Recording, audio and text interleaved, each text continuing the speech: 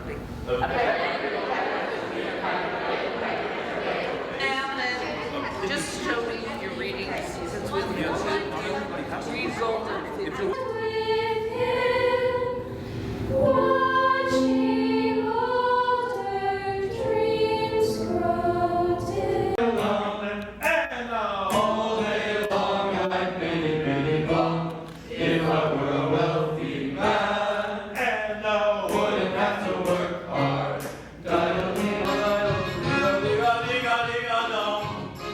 Lord, who made the lion and the lamb, who decreed I should be what I am, would it spoil some vast eternal plan? If I were a wealthy man.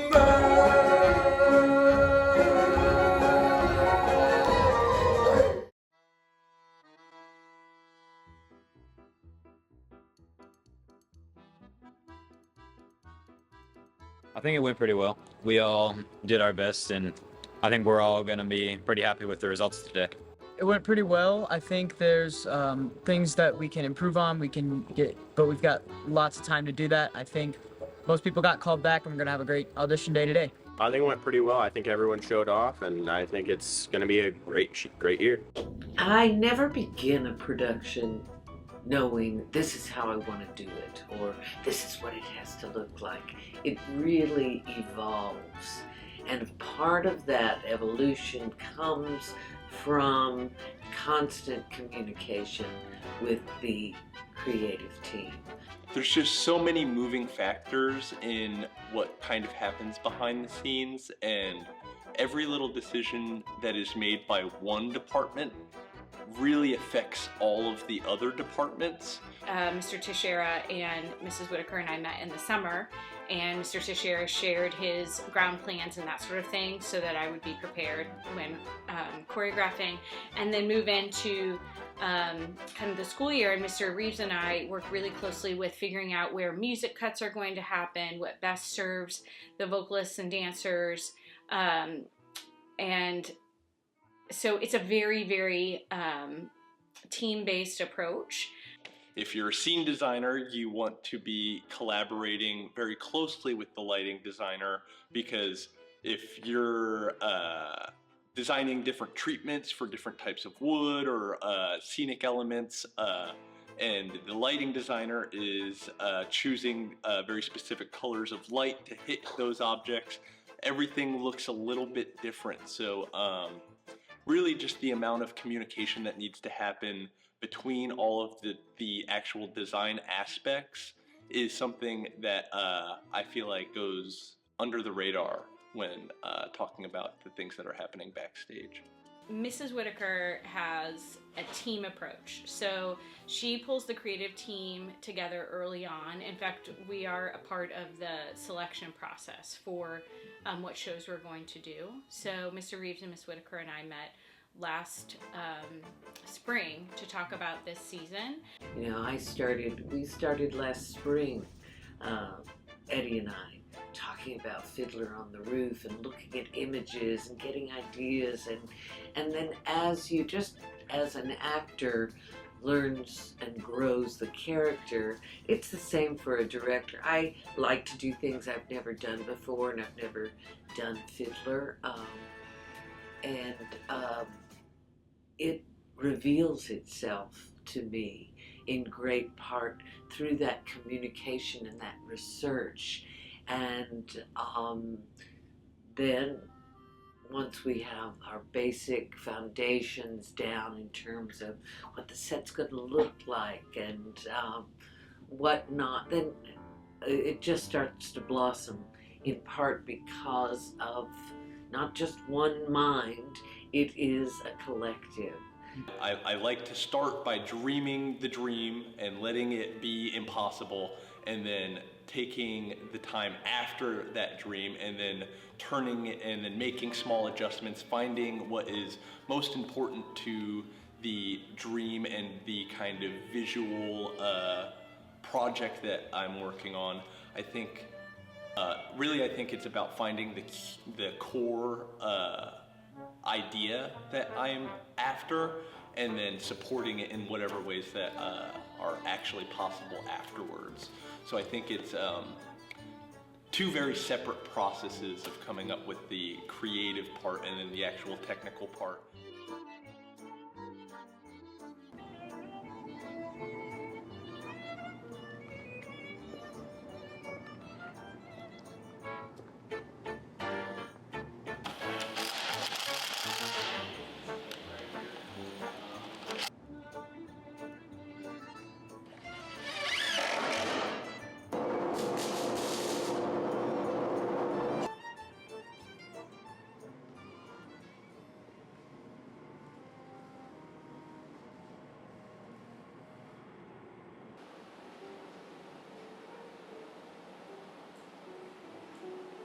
It's a lot of planning, and a lot of that planning happens at the very beginning of the process, before the crew has even ever seen a lot of the designs or anything like that, how long certain projects are going to take. I'm not always 100% right. We run into pitfalls and things like that. Not that you're looking for things to go wrong, but they are going to.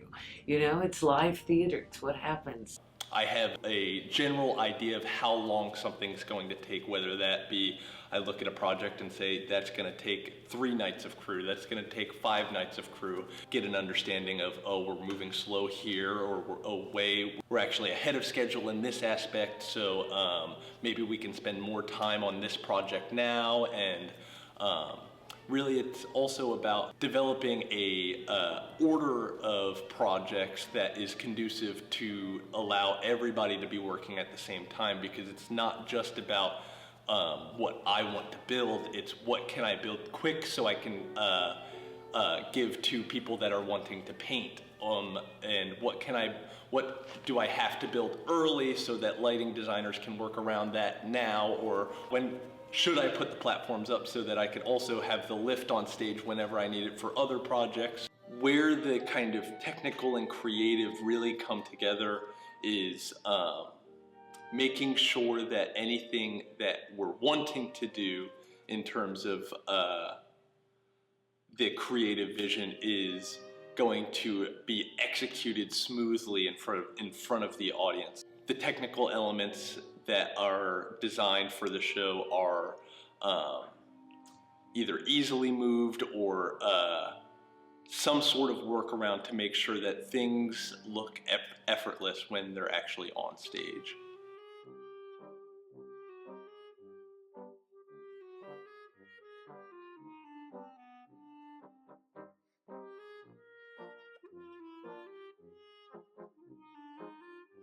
So at SLU, obviously, we consider ourselves more than just a high school theater program. Like, our standards are very high. So in approaching choreography, I always first look to the original. So a show like Fiddler on the Roof with a choreographer like Jerome Robbins, who is a noteworthy historic choreographer. He's one of those people, when you look at his work, you know it's Jerome Robbins, sort of like a Bob Fosse or Agnes DeMille. He is just an icon in musical theater choreography. So I knew when we were doing Fiddler on the Roof that I was going to reference his material for the major numbers. That being said, a lot of the material, like you said, is meant for professional dancers and people who have a little bit more experience and technique than our dancers. So my work really in doing this is to try to make the same pictures and try to honor his choreographic work while making it simple enough or simplistic enough that the dancers, the high schoolers, can accomplish it. First step is actually reading the story. So reading the script through. This happens to be a show that I've both done before and have seen many, many, many times. I actually teach Jerome Robbins in my Dance 1 courses, so his work is very familiar to me. But for the most part, I start by just watching a lot of film. So I go through and watch other productions of it, and kind of pull apart and bookmark the things that I find interesting or might work for our students. And then from there, I template out every dance number. So all of this is used as a tool for the students, so they have something to reference. In addition to, during a rehearsal, I'll take video of them so that they have all of the materials they need. But this is also an amazing tool for me when I'm actually setting the choreography, because sometimes I'll choreograph the piece on my own weeks before we actually teach it, just based on time. And so this is to help me, my old brain, remember what we're doing. So yeah, from there, so I template out each piece, and then reference what I want to reference, and then just get into a creative space and put it down on paper. The bottle dance does stand out. I love that piece because I think when an audience sees it the first time, they can't imagine that it's actual real bottles just on a hat without some sort of trick involved, especially with high school, because there are high schools who use Velcro or plastic bottles or all of these things, but it's just not, that's not my mode of operation. Like, if we're going to do it, we're going to do it the way that it was meant to be done. So those are legitimate wine bottles, glass wine bottles on a hat, and they really, really are balancing. And bless their hearts, it took them, 6 weeks. I think 6 weeks to get to the point where they could really balance and perform that. So it was thrilling to me when I saw them on stage complete it without dropping their bottles, especially when all four of them did it together. It just, it felt like such a victory and was really exciting. But I love a piece like Tradition as well that involves the entire cast. I think that that's beautiful.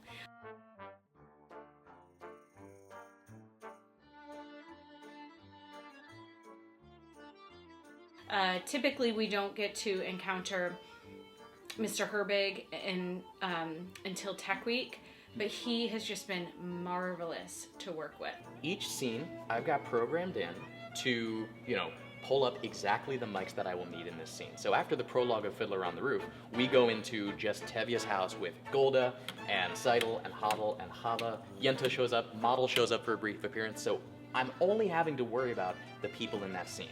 So at the start of the scene, I'll, I hit the button, these pull up, and then as their lines come up, I'm pulling up and pushing down each one. So let's say it's Golda and Hadel and Seidel talking, but Seidel goes off stage, her mic's off. So rather than having to hit that or hit that, we just pull the faders up and down.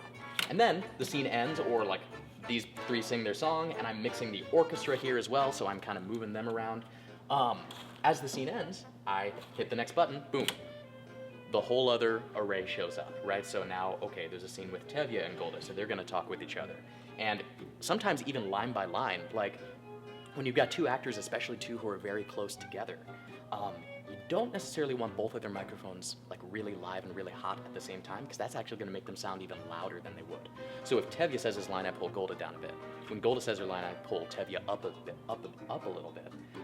And it's kind of a dance back and forth, and you've got to be watching the script over here to know who's coming up. You've got to be watching on stage in case they do something different from the script, or just seeing, okay, when does Avram leave the stage? While also watching all of this at the same time and being ready for the next go. So you're never stopping when you're up here at the board. It's exciting, it's electrifying, but the stakes are kind of high, Things do go wrong in tech. The nature of the theater is that we solve problems. So I have grown over the years to love tech. Sometimes people dread tech, or you hear, oh, no, weak, or this or that. To me, that's the best, when you get to start seeing the vision, the lights on, oh yes, and we thought that it would look like that, and we hoped it would, feel like that. So it's the most exciting time to me, and I expect things to go wrong. And what you have to do is, instead of going, oh, they're going wrong, it's like, how do we solve this problem? Mrs. Whitaker is marvelous at this, but asking the students to embody their character, every movement they're doing, a dance move. So she'll say, you learned the choreography, now do it as Avram. Now do it as Rachel, you know? And I think that that's like the major difference. That I think that is what it makes it look so much more authentic.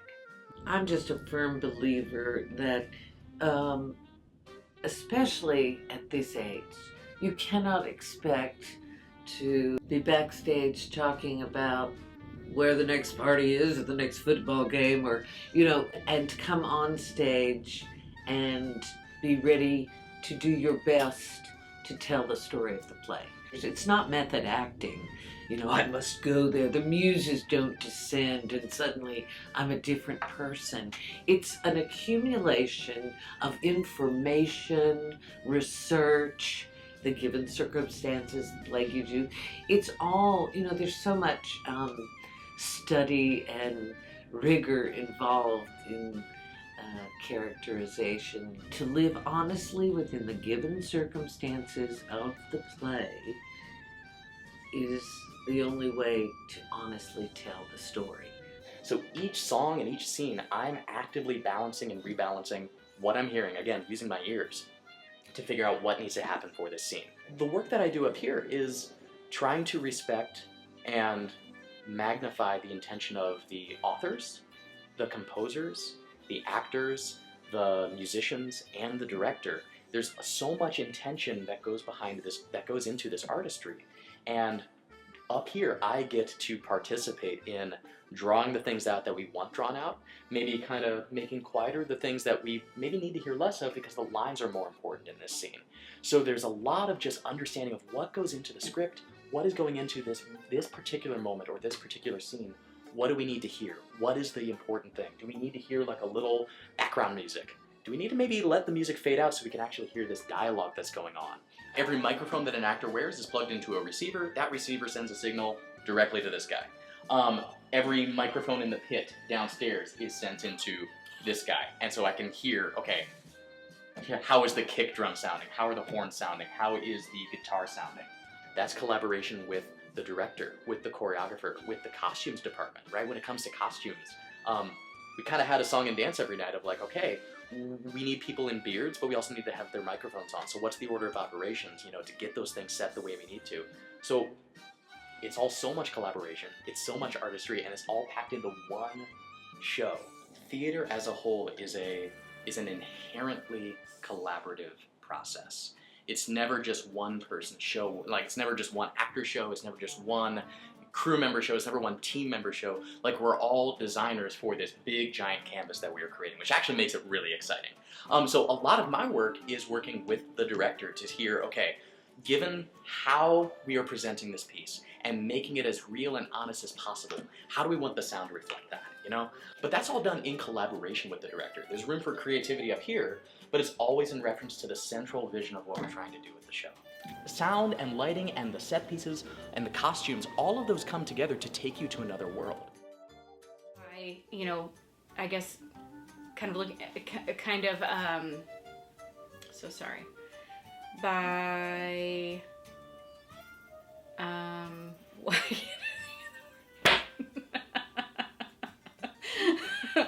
cut, no, just kidding. Oh, you just hit the roof.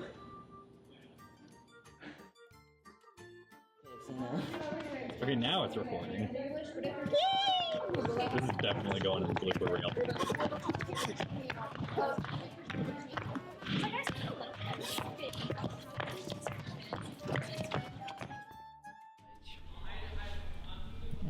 A long take of just zooming into the baby. That's Fiddler on the roof.